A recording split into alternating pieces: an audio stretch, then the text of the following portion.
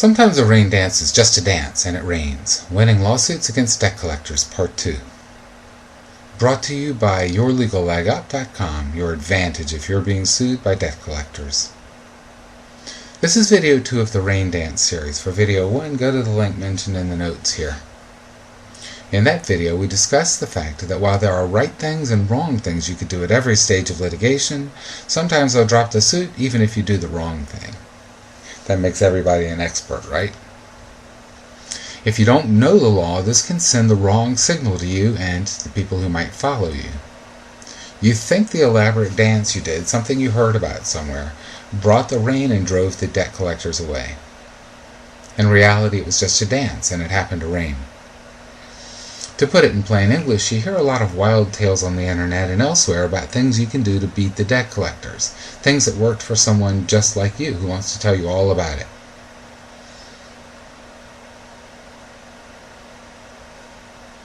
It makes sense to follow the lead of someone who understands the law and the debt collectors, because that person can guide you to do the things that maximize the chances you will win.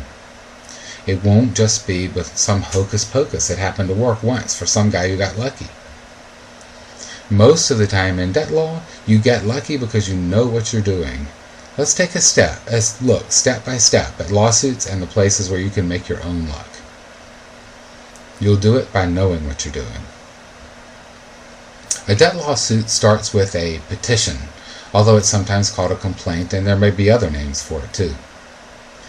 It's the statement that you supposedly owe the debt collectors money, some legal-sounding reasons why the court should order you to pay, and a request for relief, also known as the wherefore clause. The debt collector files this petition with the court and needs no permission to do it. When they file, they also get a summons. Some courts let the debt collectors issue the summons too, although theoretically it comes from the court, and it begins the legal process of the court exercising power over you.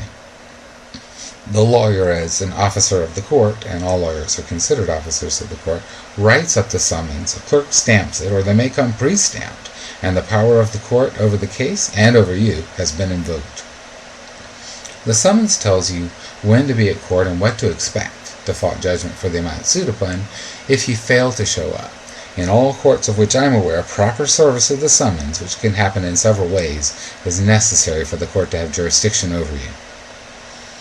What the debt collectors know is that somewhere between 80 and 95% of people who are served will not show up in court.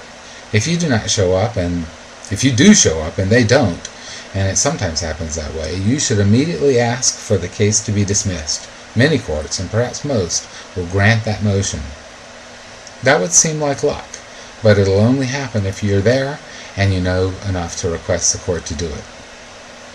Assuming the other side actually appears for court as scheduled, your next step is either to move to dismiss the case or to answer the petition.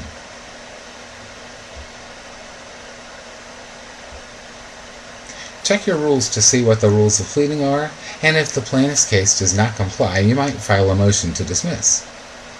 In Pennsylvania, they almost never comply with the rules, and your motion to dismiss is called preliminary objections. We have a special new product for Pennsylvanians. Often enough, they don't comply in whatever jurisdiction you may be, and a motion to dismiss can be a quick way out of the lawsuit. Or you file an answer.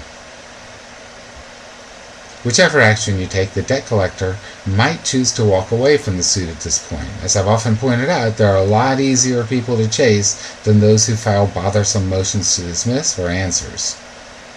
You might call it luck, but you're actually doing the rain dance.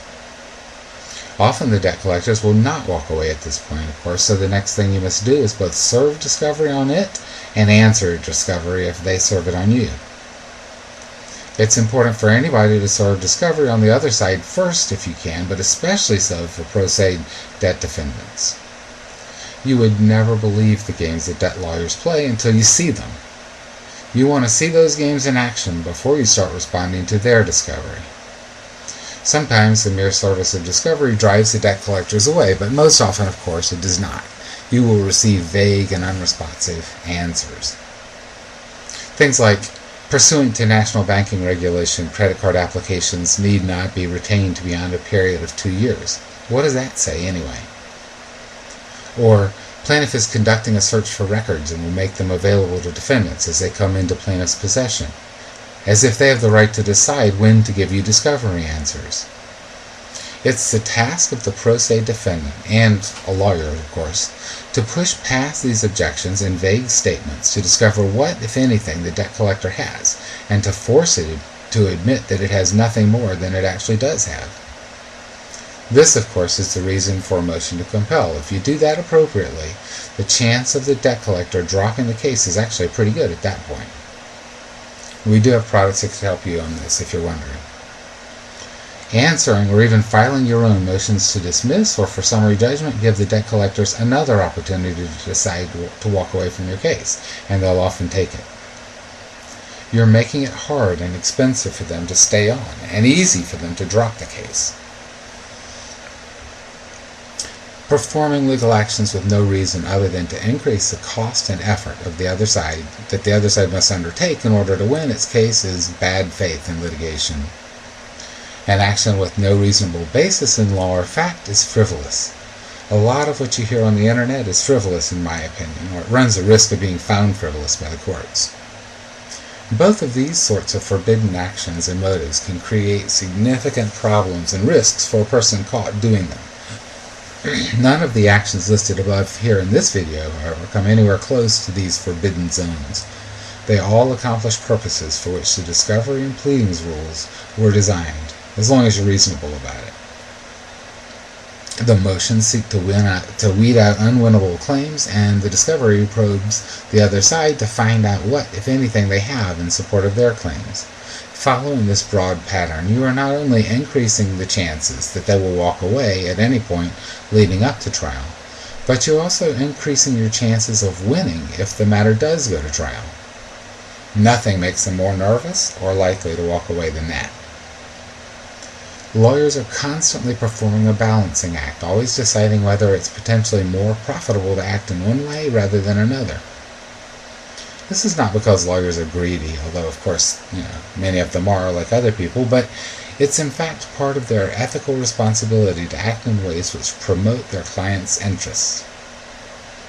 These interests are virtually always financial, and thus, as you continue to defend yourself with skill, you raise the issue more and more insistently that the lawyer would be better off pursuing other claims, and there are lots of other claims they could pursue.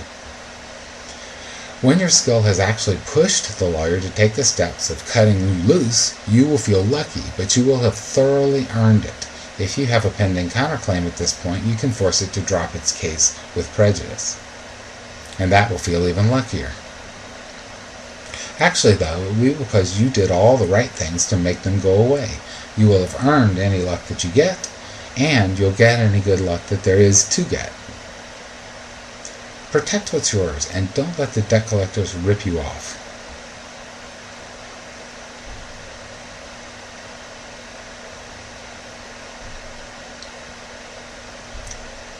yourlegallegup.com